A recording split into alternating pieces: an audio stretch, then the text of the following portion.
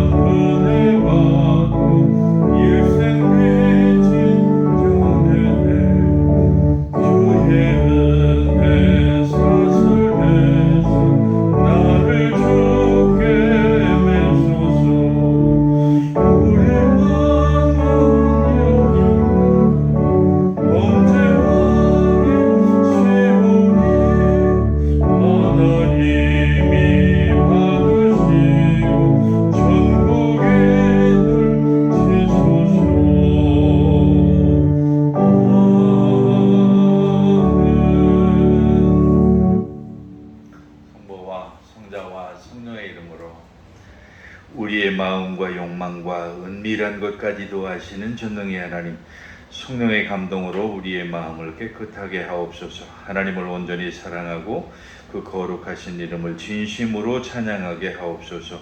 주 예수 그리스도의 이름으로 기도하옵나이다. 우리가 죄 없다고 하면 이는 자신을 속이는 것이요 진리가 우리 안에 있지 않기 때문입니다. 그러나 우리가 우리의 죄를 고백하면 신실하시고 의로우신 하나님은 우리의 죄를 용서하시고 모든 불의에서 깨끗하게 해 주십니다. 지난 한 주간 우리의 삶을 돌아보면서 조용히 자신의 죄를 고백하는 시간을 갖겠습니다.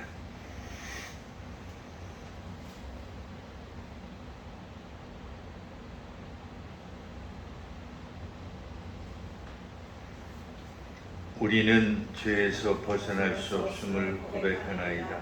우리는 생각과 말과 행위로 죄를 지었으며 원하는 선을 잊지 아니하고 원하지 않아 우리는 마음을 다하여 주를 사랑하지 않았으며 내 이웃을 내 몸과 같이 사랑하지 않았느냐. 하나님의 아들 주 예수 그리스도를 보시고 우리를 불쌍히 여기소서. 우리를 용서하시고 새롭게 하옵소서. 주님 뜻 안에서 기뻐하며 주의 길을 걸으며 하나님의 거룩하신 이름을 영화롭게 하소서. 전능하신 하나님 아버지께서 우리를 불쌍히 여기시고 그의 외아들을 보내시사 우리의 죄를 대신하여 죽게 하셨으며 그의 공로로 우리의 죄를 사하여 주셨습니다. 그러므로 소명을 받고 안수받은 하나님의 말씀의 종인 나는 여러분의 죄가 사하여졌음을 성부와 성자와 성령의 이름으로 선포합니다. 이제 자리에 앉으셔서 찬송가 뒤에 교독문 65번을 같이 교독하겠습니다.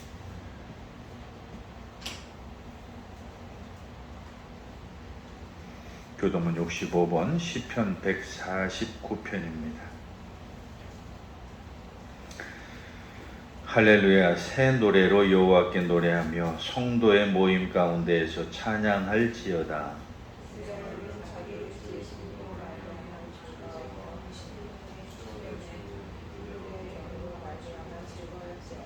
춤추며 그의 이름을 찬양하며 소고와 수금으로 그를 찬양할지어다.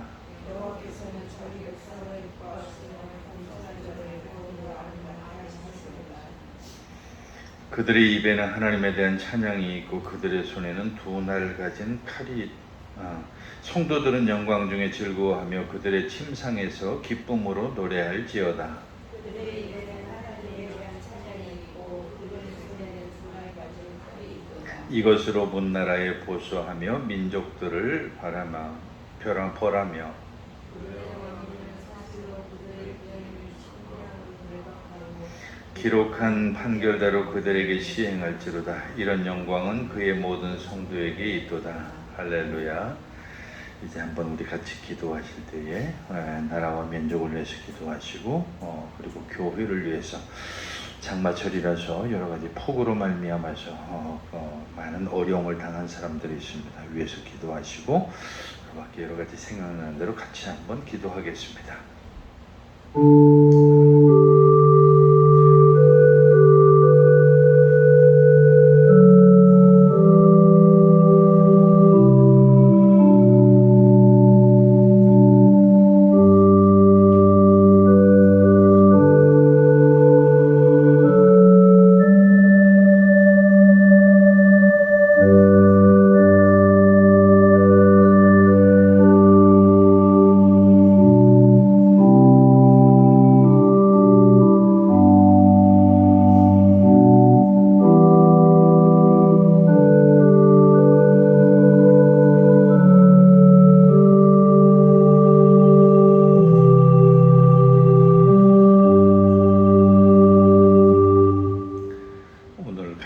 구약 성경의 말씀은 예레미야서 23장의 말씀입니다. 구약 성경 1086쪽에 있는 예레미야서 23장 1절로 6절입니다. 오늘의 구약 성경 말씀인 예레미야서 23장 1절로 6절의 말씀을 오늘 같이 봉독하겠습니다. 여호와의 말씀이니라. 내 목장의 양떼를 멸하며 흩어지게 하는 자는 목자에게 화 있으리라. 그러므로 이스라엘의 하나님 여호와께서 내 백성을 기르는 목자에게 이와 같이 말씀하시니라. 너희가 내 양떼를 흩으며 그것을 몰아내고 돌보지 아니하였도다. 보라, 내가 너희의 악행 때문에 너희에게 보응하리라. 여호와의 말씀이니라. 내가 내 양떼에 남은 것들을 그 몰려갔던 모든 지방에서 모아 다시 그 우리로 돌아오게 하리니 그들의 생육이 번성할 것이며 내가 그들을 기르는 목자들을 그들 위에 세우리니 그들이 다시는 두려워하거나 놀라하거나 잃어버리지 아니하리라. 여호와의 말씀이니라.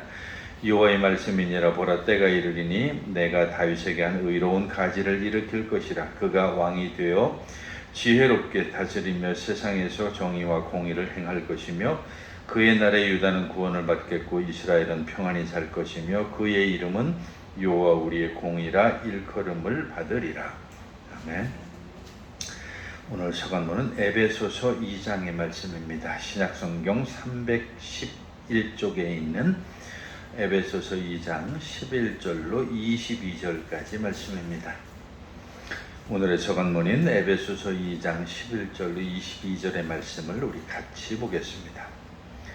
그러므로 생각하라. 너희는 그때 육체로 이방인이요 손으로 육체에 대한 할례를 받은 무리라 칭하는 자들로부터 할례를 받지 않은 무리라 칭함을 받는 자들이라.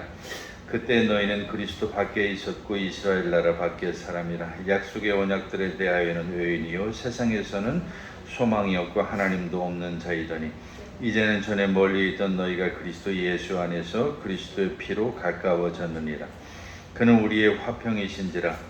둘로 하나를 만드사 원수된 것 곧 중간에 막힌 담을 자기 육체로 하시고 법조문으로 둔 계명의 율법을 폐하셨으니 이는 둘로 자기 안에서 한 세 사람을 지어 화평하게 하시고 또 십자가로 이 둘을 한 몸으로 하나님과 화목하게 하려 하심이라.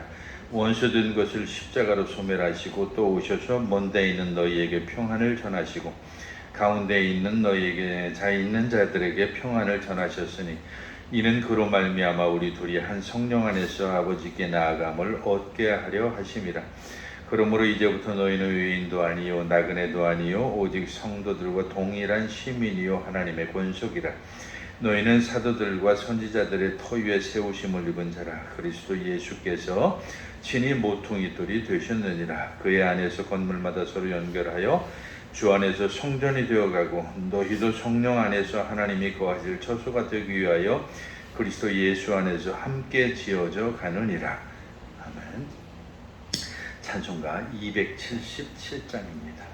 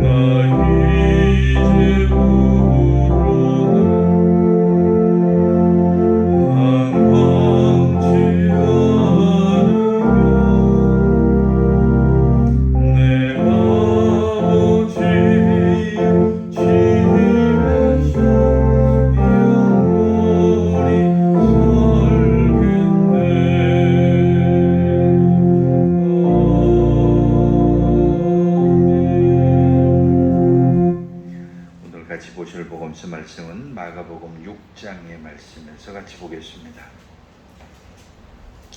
마가복음 6장 30절로 44절에 있는 주님의 말씀을 펴시고 주님의 말씀을 듣기 위해서 자리에서 일어서시겠습니다.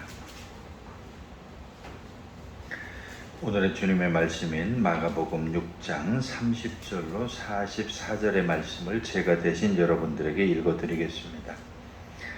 사도들이 예수께 모여 자기들이 행한 것과 가르친 것을 낱낱이 고하니 이르시되 너희는 따로 한적한 곳에 가서 잠깐 쉬어라 하시니 이는 오고 가는 사람이 많아 음식 먹을 겨를도 없습니다. 이에 배를 타고 따로 한적한 곳에 갈새 그들이 가는 것을 보고 많은 사람이 그들인 줄 안지라. 모든 고을로부터 도보로 그곳에 달려와 그들보다 먼저 갔더라.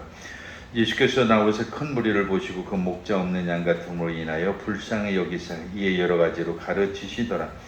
때가 저물어 가매 제자들이 예수께 나와 여짜오되 이곳은 빈들이요 날도 저물어 가니 무리를 보내어 두루 촌과 마을로 가서 무엇을 사 먹게 하옵소서.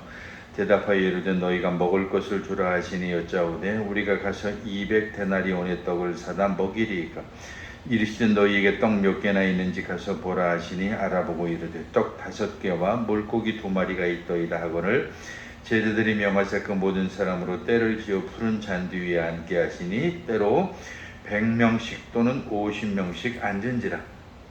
예수께서 떡 5개와 물고기 2마리를 가지사 하늘을 우러러 축사하시고 떡을 떼어 제자들에게 주어 사람들에게 나누어 주게 하시고 또 물고기 2마리도 모든 사람에게 나누시며 다 배불리 먹고 남은 떡 조각과 물고기를 12바구니에 차게 거두었으며 떡을 먹은 남자는 5,000명이었더라. 아멘. 사도신조로 우리 신앙 고백 드리겠습니다. 전능하사 천지를 만드신 하나님 아버지를 내가 믿사오며 그의 아들 우리 주 예수 그리스도를 믿사오니 이는 성령으로 잉태하사 동정녀 마리아에게 나시고 본디오 빌라도에게 고난을 받으사 십자가에 못 박혀 죽으시고 장사한 지 사흘 만에 죽은 자 가운데서 다시 살아나시며 하늘에 오르사 전능하신 하나님 우편에 앉아 계시다가 저리로서 산자와 죽은 자를 심판하러 오시리라. 성령을 믿사오며 거룩한 공예와 성도가 서로 교통하는 것과 죄를 사해 주시는 것과 몸이 다시 사는 것과 영원히 사는 것을 믿사옵나이다. 아멘. 자리에 앉으셔서 568장 찬송 드리겠습니다.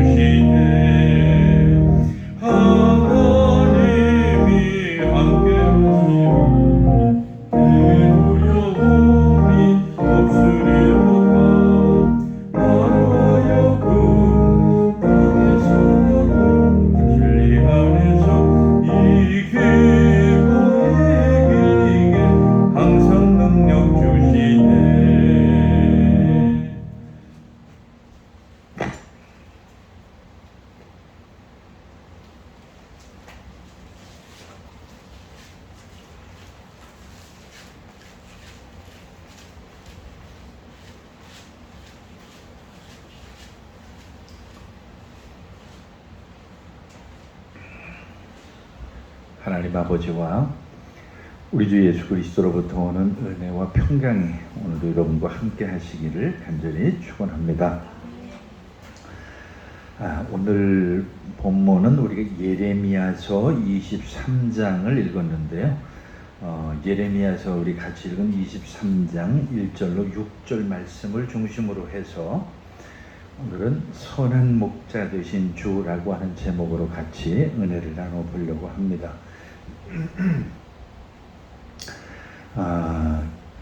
이 예레미야서를 쓴 바로 이 예레미야라고 하는 선지자는 우리가 조금 좀 알 필요가 있죠. 왜냐하면 굉장히 좀 마음 아픈 선지자라고 그럴까요? 아니면 좀 여러 가지로 눈물을 좀 많이 흘릴 수밖에 없었던 그런 선지자 중에 한 사람입니다. 왜냐하면 그 이스라엘이 포로로 잡혀가기 전과 그리고 포로로 잡혀가서 바벨론에서 포로 생활을 하는 그 어간에 이 하나님의 말씀을 전하던 그런 선지자인데,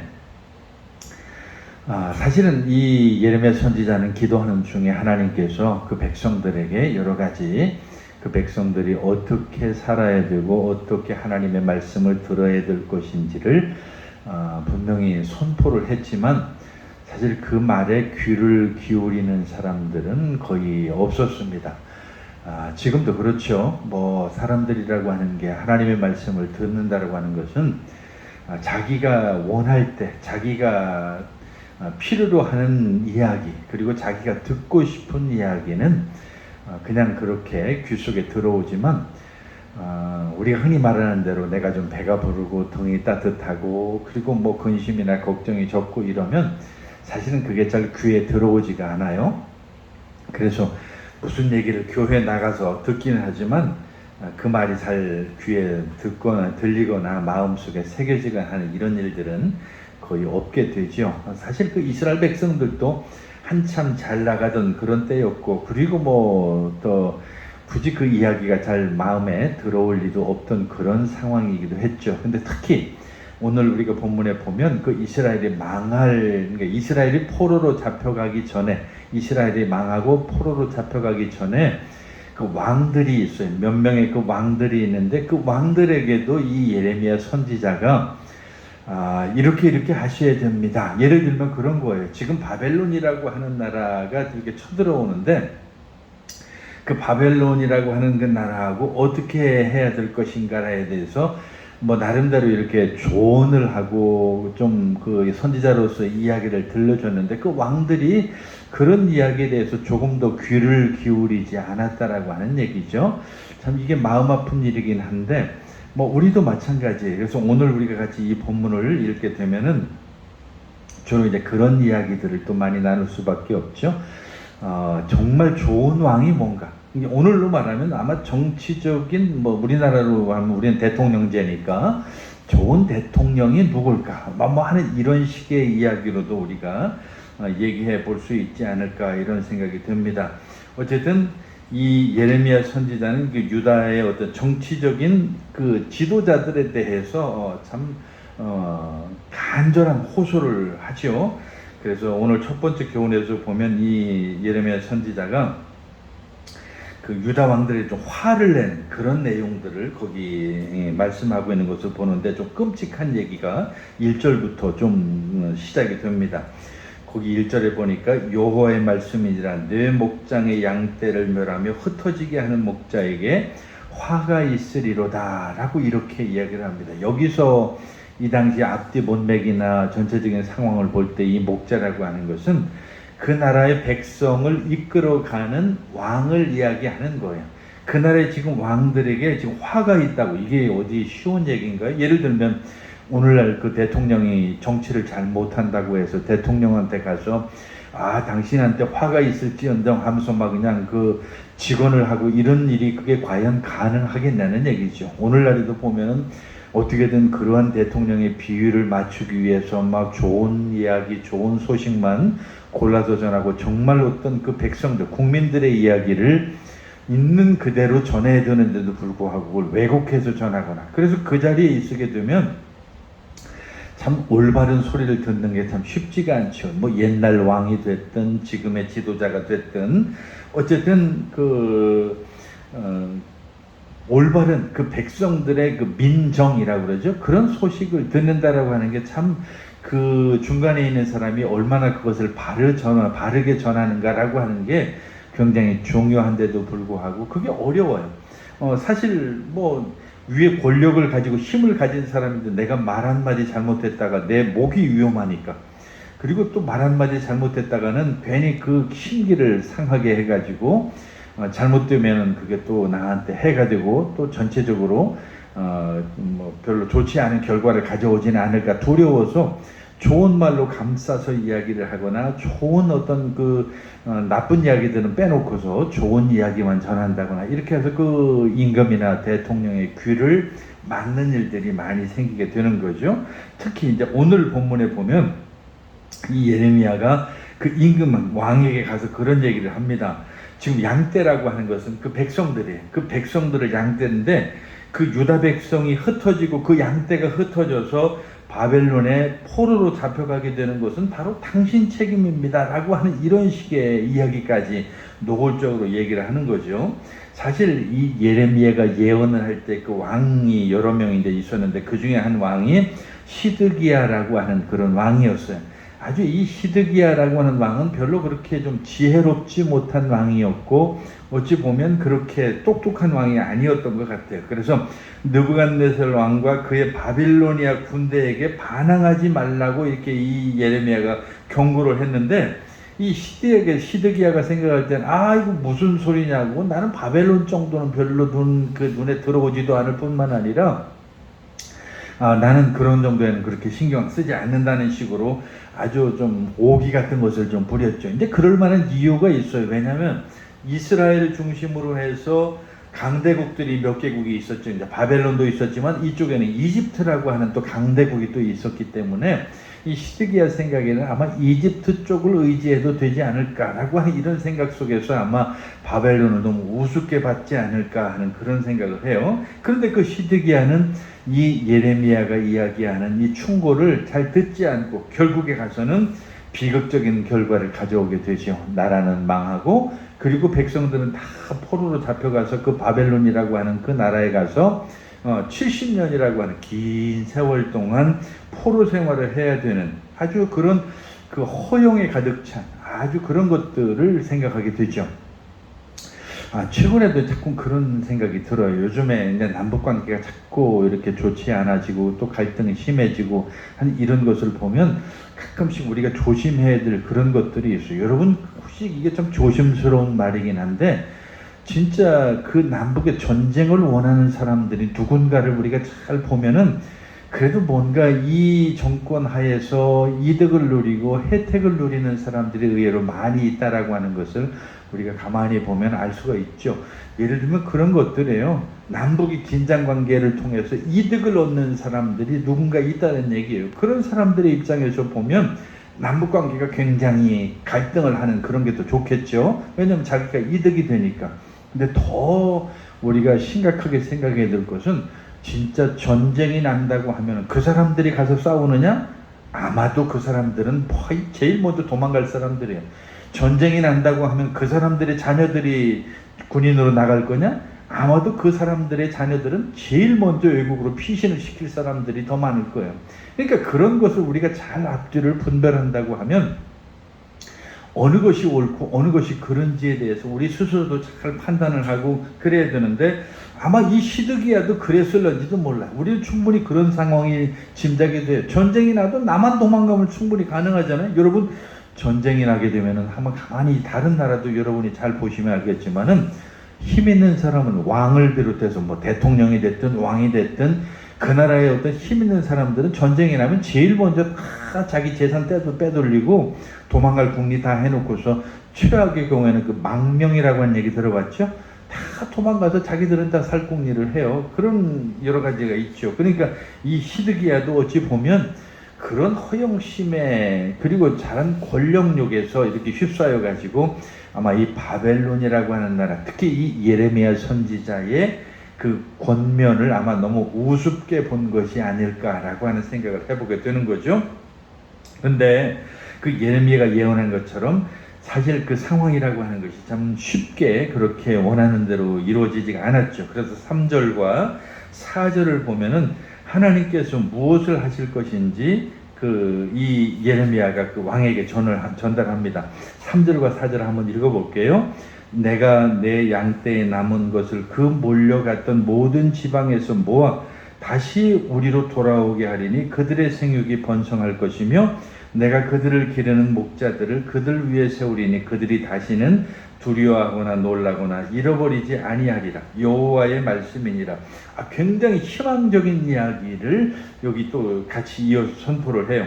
즉 포로로 잡혀갔던 이스라엘 백성들이 그 흩어진 양떼들을 다시 하나님께서 모아가지고 다시 오게 할 것이라 라고 하는 그런 얘기죠. 근데 우리는 지금 역사가 다 지나갔으니까 그렇게 이야기할 수 있고 뭐 다르게 얘기할 수. 예를 들면 우리가 일제 36년이라고 하는 그 일제 강점기가 있었는데 그 일본 사람들이 우리를 와서 식민지로 다스리고 있을 그때에 누가 우리나라 해방될 거야, 일본은 망할 거야 라고 하는 이런 이야기를 했다고 한다면 누가 그 사람의 이야기를 들을 것이고 누가 그 사람을 향해서 정말 그렇게 될 것이라고 믿겠어요. 근데 지금도 마찬가지. 지금 자그마치 한 70년 가까이라고 하는 긴 세월의 포로 생활을 하는 이 사람들에게 지금 이 예레미야 선지자가 결국은 그 흩어진 양떼들, 그 백성들이 그 유배된 이 바벨론에서 다시 돌아오게 될 것이라고 하는 그런 이야기를 선포를 한 거죠. 그리고 두 번째 무슨 이야기냐면 거기서 그치지 않고 이 백성들이 번성하고 번성할 것이라고. 이게 엄청난 얘기죠. 그래서 하나님께서 그 백성하고 맺었던 과거의 그 약속들을 다 성취하게 될 것이라고 하나님의 약속을 다시 한번 그들에게 확인을 시켜주는 거죠. 그리고 세 번째로 하나님께서 그들을 돌볼 선한 선지자, 즉 제대로 된 지도자들을 일으키시고 진정한 왕을 보내실 것이다 라고 하는 이 이야기를 합니다. 사실 이게 굉장히 그 포인트인데 여기서 이 예레미야하고 말하고 싶었던 것은 과거 메시아 예언이라고 그러죠. 너희가 이제 진짜 진정한 왕다운 왕, 제대로 된 왕, 참된 왕을 보내서 그 왕으로 말미암아 그 백성들을 다스리게 만들어 줄 것이다 라고 이렇게 지금 예언을 하고 있는 거죠. 그래서 그들은 더 이상 이제 포로 생활이라고 하는 두려움 속에서 살지도 아니할 것이고 당황하지도 않을 것이고 백성 중에 이제 더 이상 없어지는 사람도 없을 것이라고. 그래서 철저하게 다시 그들이 공동체로 모여서 행복한 삶을 살 것이라고 하는 그런 이야기를 지금 선포하고 있는 거죠. 그 다음에 이제 5절과 6절에 보면 결국은 우리가 이것을 이제 메시아 예언이라고 하는데 그들이 그렇게 기다리던 진정한 왕, 참된 메시아, 참된 왕이 오셔서 그 백성들을 다스리게 될 것이다 라고 이렇게 오늘 본문에서 선포를 하고 있는 거죠.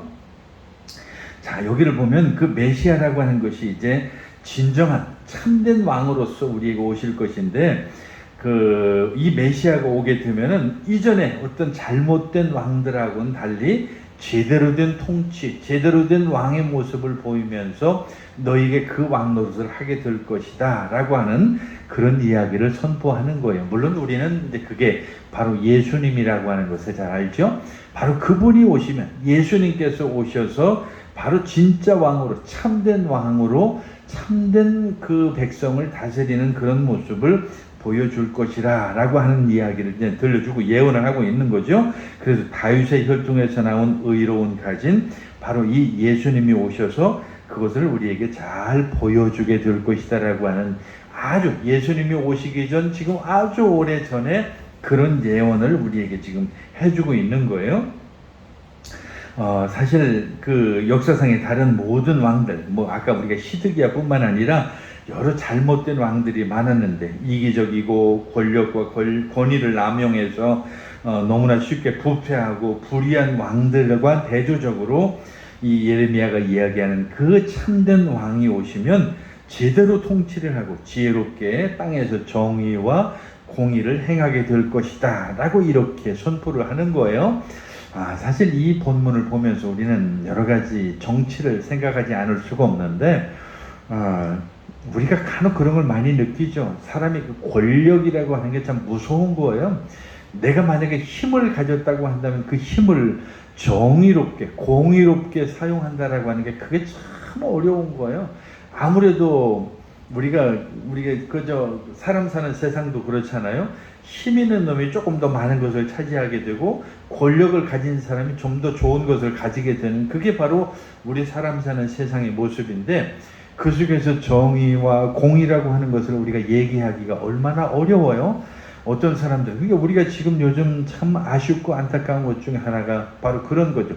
우리 민주주의나 자본주의의 가장 단점 중에 하나가 바로 그런 것들인데 어떤 사람들은 하루 종일 열심히 일을 하고 수고해도 한 달에 고작 바다 200~300밖에 못 버는데 어떤 사람들은 가만히 누워서 놀러 다니면서도 한 달에 막 수억 원을 버는 그런 것들이 동시대에서 일어나고 있다는 거예요. 그게 말이 안 되잖아요. 정말로 우리가 정의롭고 공의롭다고 한다면 열심히 일하고 수고한 사람이 더 많은 것을 가져야 되는 게 맞는 게 당연히 상식인데, 우리 사회라고 하는 것은 열심히 일한 사람보다도 열심히 정말로 그 머리를 쓰고 잔머리를 쓰고 힘을 가지고 권력을 가진 사람들이 그런 일을 한다는 거예요. 그리고 또 권력도 마찬가지예요. 힘이 없는 사람들은 아주 작은 죄를 하나만 져도 그게 탈탈 털려가지고 감옥살이를 하는데도 불구하고, 이 힘을 가진 권력자들은 어찌 보면은 큰 죄를 졌는데도 불구하고, 우리가 생각할 땐 도저히 저건 용서할 수 없는 그런 죄인데도 불구하고 그 사람들은 떵떵거리면서 감옥도 가지 않는 그런 시대를 우리가 현실에서 목격하고 또 경험하고 있는 게, 그게 얼마나 안타깝다는 얘기죠. 그래서 이 시드기야를 비롯해서 그 유대 시절의 그 왕이라고 하는 그 이스라엘이 멸망하기 전에 그들의 모습이라고 하는 것은 우리가 아모스서라든지 많은 요런 그 8세기 예언자들이 예언했던 그 내용들을 보면 거기 아주 잘 드러나요. 근데 실제 우리 시대에도 그런 것들이 너무 많이 우리 눈으로 목격하고 경험을 하니까 정말 때로는 마음이 아플 때가 있죠.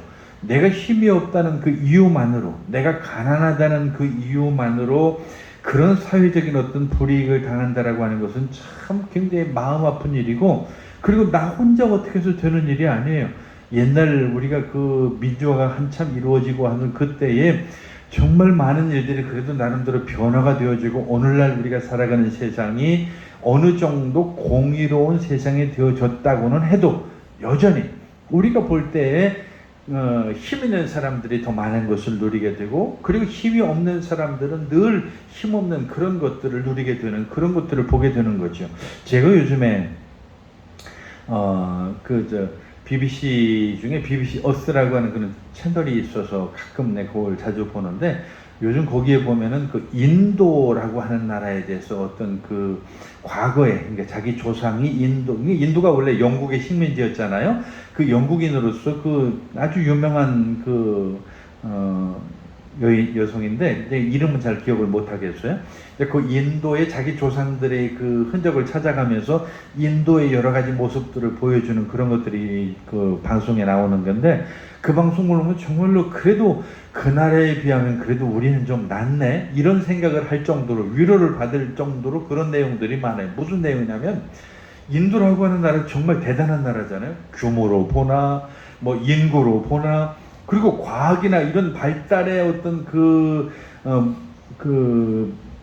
내용을 보더라도 대단해요. 우리는 감히 상상도 못하는 뭐 그 우주 항공 관련 기술들이 아주 뛰어나고, 심지어 뭐 아주 여러 가지 어떤 그 무기 체계라든지 이런 것을 보더라도, 그러니까 과학의 발달을 정말 우리하고는 비교할 수 없을 정도로 굉장히 눈부신 그런 여러 가지 모양들을 보여주고, 뿐만 아니라 거기에는 아주 세계적인 그 부호들도 많고 아주 대단한 어떤 그런 그 나라가 인도죠. 그런데 그 인도는 과거에 카스트라고 하는 그 계급 사회였어요.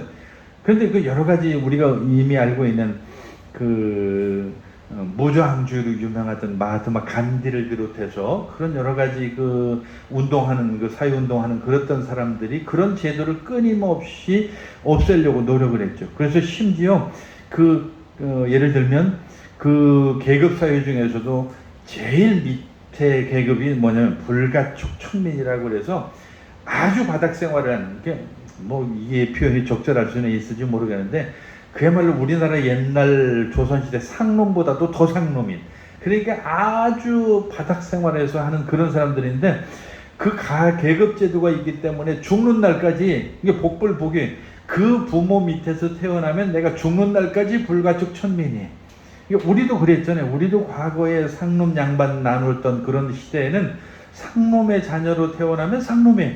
심지어 양반의 서자로 태어나도 서자기 때문에 벼슬도 하지 못했던 그런 시대를 살아왔으니까 우리가 그 상황을 잘 알죠. 뭐 여러분도 짐작하시겠지만, 옛날 우리가 학고방이라고 그래서 판자촌에서 막 아주 더럽고 그냥 냄새나고 쓰레기 더미가 막 그냥 아주 굉장히 쌓여있는 그 한쪽 구석에서 그 쓰레기 더미나 해치며 살고, 뭐 지금도 저도 많이 기억이 나요. 우리 어렸을 때는 넝마주의라고 그래가지고 뒤에 큼직한 그 바구니, 요즘엔 그것도 없어졌더라고요. 뒤에 큰직한 바구니를 해서 요즘 말로 하면 재활용이죠. 재활용품들을 부지런히 집게로 이렇게 담아가지고 그것을 팔아가지고 먹고 살고 하던 이런 사람들이 많았거든요. 그러니까 그런 계급 사회에서 그 여러 군데를 보여주는데 정말 끔찍할 정도에 어떻게 저럴 수가 있지? 이게 여러분들 가끔 그런 사진이 많이 유행하는데 담벼락을 하나 사이에 두고 또는 강을 하나 사이에 두고 한쪽은 철저하게 쓰레기 냄새가 나는 아주 그야말로 빈민 중에 빈민인 가난한 사람들이 살고, 그리고 또 그 이쪽에는 그야말로 의리의리한, 누가 봐도 정말로 참 대단한 그런 집에 사는 사람들이 또 이쪽을 이루고 있고, 같은 지역인데도 불구하고 강 하나 사이에 두고 담벼락 하나 사이에 두고 그런 삶을 살아가는, 그게 바로 그 인도의 사회라고 하는 것을 생각하면 정말 그 내용을 볼 때마다 끔찍하더라고요. 그래서 그 많은 사회운동가들이 그 사회제도를 없애서 명목상으로는 그런 계급을 없앤다고는 했지만 지금도 여전히 그게 있어요. 그래가지고 귀족으로 태어난 사람들과 부자들은 계속해서 그 부를 세습을 해요. 그 자녀들은 거기서 태어났으니까 그 부를 세습받아서 그렇게 부자로 살아가고, 가난한 사람들은 그렇게 거기서 태어났으니까 그 생활을 계속해서 이어가는 거죠. 그러니까 희망이 없으니까 이 사람들도 이제 그 희망을 갖지 않는 거예요. 사람이 어떤 현실에서 그 희망을 잃어버리게 되면은 그냥 체념을 하게 돼. 체념을 하게 되면 그걸 받아들이는 거예요. 그러니까 사람들이라는 게 참 그게 웃기는 거예요. 그런 생활을 살아가면서도 가난함 속에서 그들은 행복을 느끼는 거예요. 아, 우리는 이렇게 태어났으니까 이런 삶을 사는 것이고 우리는 또 이 속에서 이 행복을 찾아가는 거예요 라고 하면서 소위 그 우리말로 넘사벽이라고 그러죠. 그 강 건너 사람, 담 너머에 있는 저 사람들은 어차피 우리하고 다른 사람들이니까, 저 사람들은 우리하고 차원이 다른 사람들이니까 쳐다볼 필요도 없다라고 생각할 정도로 그들을 향해서 꿈도 꾸지 않는 그런 삶을 살아가는 거죠.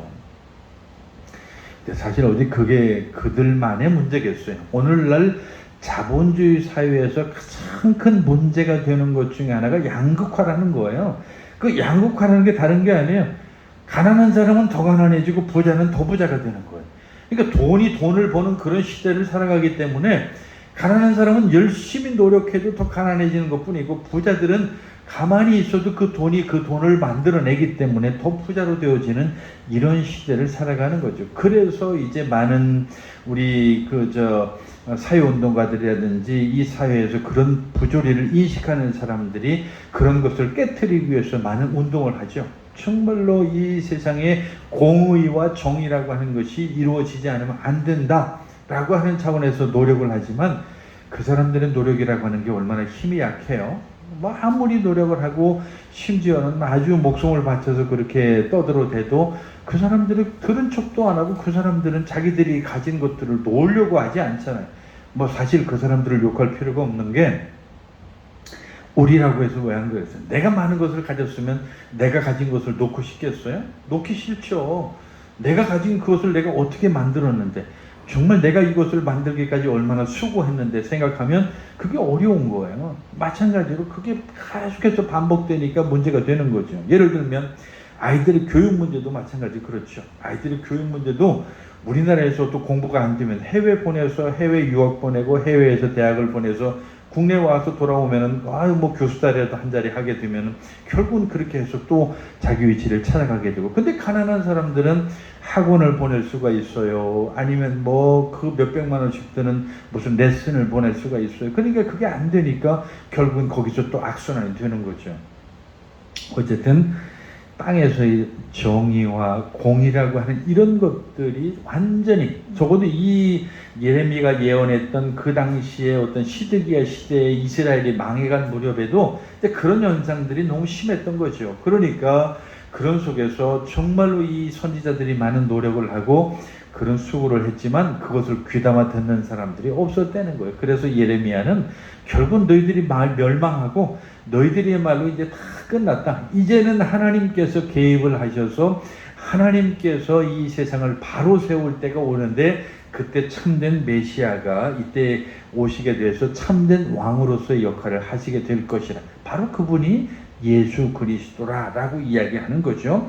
우리가 신약 성경에서 알 수 있듯이 이 예수님께서 바로 이 세상에 오셔서 이 세상의 많은 잘못된 것을 바로잡고 이 세상에서 올바르지 않은 것들에 대해서 온전히 지적을 하시고 그들을 다 뒤집어 엎으시면서 바로 이 세상의 진정한 공의와 진정 사랑과 그리고 이 세상에 가난하고 연약하고 힘없는 사람들을 중심으로 해서 그들로 하여금 희망을 주었던 바로 그런 이 세상 온전한 하나님의 나라를 만들려고 그리고 그들을 그 하나님의 나라를 선포했던 그런 분이었다라고 하는 것을 우리는 이미 잘 알고 있는 거죠. 그래서 예레미야는 우리의 메시아이신 그 예수님, 왕 되신 예수님께서 이 땅에 오셔서 정의와 의를 행하게 될 것이라고 하는 것을 오늘 본문에서 예언을 하고 있는 거예요.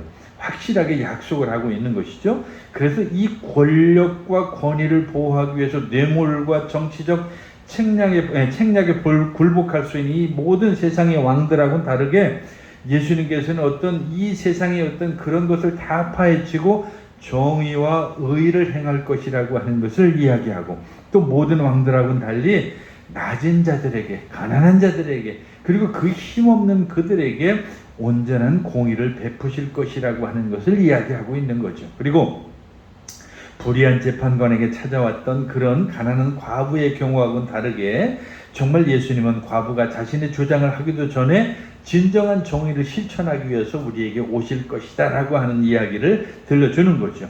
군사적과 정치적으로 힘에 의존하려고 하는 이 세상의 정의와는 다르게 예수님의 정의는 어떤 진정한 평화 그리고 사랑이라고 하는 비폭력적인 그런 평화에 기초할 것이라고 하는 것도 오늘 성경이 우리에게 보여주는 귀한 교훈이라고 이렇게 얘기할 수 있죠. 그래서 이 예수님은 그 정의와 결합해서 진정한 의로움을 행하실 것인데 예레미야는 여호와는 우리의 의로움이시다라고 이렇게 말씀함으로 인해서 진정한 예수님이 어떤 분이라고 하는 것을 우리에게 미리 말씀해 주고 있다라고 하는 거죠. 정말입니다. 오늘 우리 그리스도인들이 이 땅에 살아가는 것은 이 땅에 돌아가는 그런 모습을 보면 정말 아무리 생각해도 이건 이해할 수 없는 부분들이 너무 많죠. 참된 선이 승리를 해야 되는데 오히려 악이 승리를 하고 착한 사람이 더 잘 살아야 되는데 오히려 잔머리나 굴리고 다른 사람을 없인 여기는 사람이 더 잘 살고 그리고 이 세상에서 정말 법을 잘 지키는 사람이 살아가야 되는데 오히려 법을 어기고 공교롭게 그 권력을 남용하는 사람들이 더 큰 자리에 앉고 이런 것들이 우리 눈에 보인다라고 할 때 그래도 우리의 희망이라고 하는 것은 예수 그리스도라고 하는 사실입니다. 바로 우리가 예수를 믿는 것도 바로 그 이유 때문에 그런 것이죠. 우리는 비록 눈에 그런 것을 경험했을지라도 그러나 어느 날 예수님께서 그것을 심판하실 날이 있다라고 하는 것이죠. 그래서 우리의 왕이신 그리스도가 진정한 공의를 우리에게 행사하고 그분이 오셔서 그리고 그분이 반드시 그러한 하나님의 나라를 이룩할 것이라고 하는 희망을 가지고 살아가는 게 오늘 저와 여러분 같은 그리스도인들이라고 하는 사실입니다. 오늘 우리가 이 세상을 살아보면 정말로 두렵기도 하고 공포스럽기도 하고 그리고 정말 많은 여러 가지 힘들고 어려움을 느낄 때가 많이 있습니다. 그럼에도 불구하고 오늘 이 예레미야가 이렇게 예언한 것처럼 훗날 예수님께서 오셔서 그 놀라운 일을 이루셨던 것처럼 오늘 우리에게 다가오는 많은 그 여러 가지 잘못된 것들, 불의한 것들이 예수 그리스도 안에서 온전한 하나님의 나라가 이루어질 그때에 참된 공의와 의가 이루어질 것이라고 하는 것을 믿고 기다리는 저와 여러분 되시기를 간절히 축원합니다. 기도하겠습니다. 사랑이 많으신 하나님 아버지, 오늘 이 예레미야 시대를 생각하면 오늘 우리 시대를 생각하지 아니할 수가 없습니다. 잘못된 왕들로 말미암아서 그 백성들이 하나님의 말씀대로 온전히 살아가지 못하고 그들이 정말로 이스라엘 바벨론의 포로로 잡혀가서 온갖 힘들고 어려움을 겪었던 것을 기억하게 됩니다. 오늘 예레미야가 선포해서 참된 예수님이 오셨던 것처럼 오늘 우리 시대에도 하나님의 귀한 말씀이 이루어지고 법이 되고 그리고 그 하나님의 말씀이 온전히 세상 모든 사람들에게 공의로 이루어지는 그날이 올 것을 우리는 믿고 기다립니다. 주님, 그날을 믿고 기다릴 때에 현실의 어려움을 잘 극복할 수 있는 우리가 되게 하여 주시옵소서. 예수님의 이름으로 기도하옵나이다. 아멘.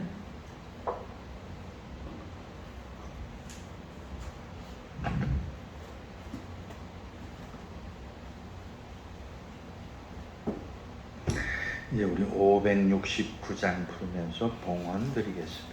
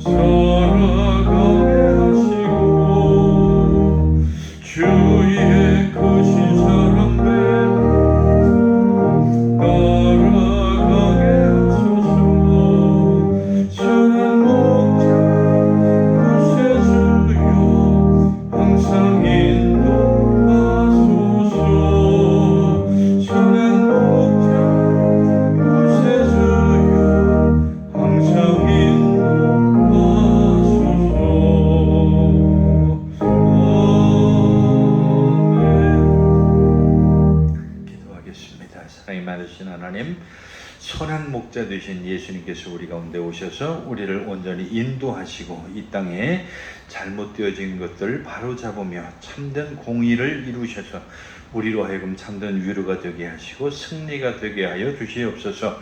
오늘도 하나님 앞에 드려진 귀한 물질들이 있습니다. 하나님 그 드린 손길마다 복을 더하여 주시고 하나님께서 은혜를 더하여 주셔서 저들이 이 땅에 살아가는 동안 물질로 어려움 당하지 아니하고 하나님의 귀한 일을 잘 감당할 수 있도록 풍성하게 채워 주시옵소서. 드리지 못한 손길 위에 더 큰 믿음과 물질의 풍성함을 허락해 주셔서 하나님의 귀한 일을 감당할 수 있는 믿음도 더하여 주시옵소서.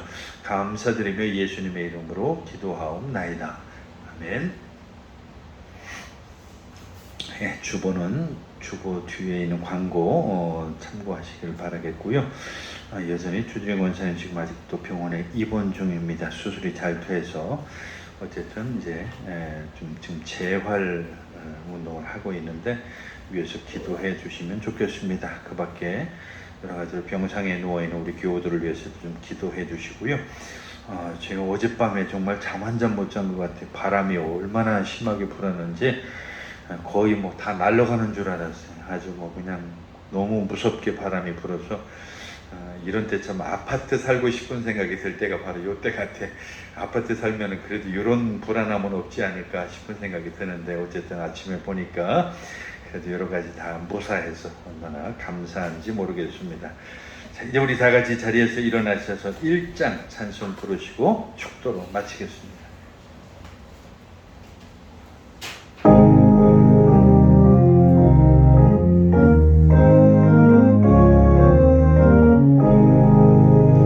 만복의 근원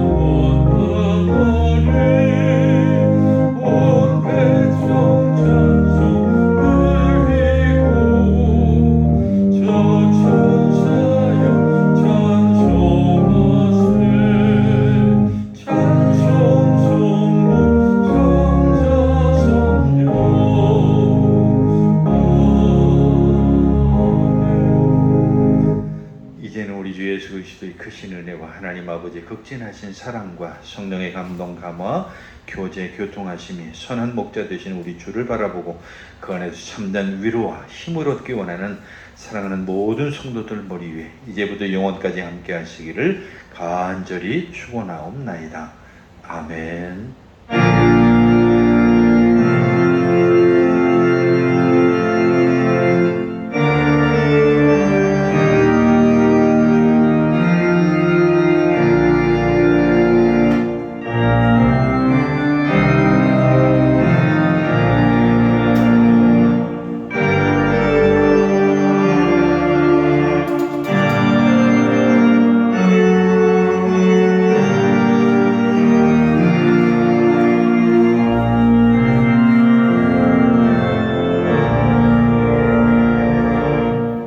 예배 마치겠습니다. 평안히 들어가십시오.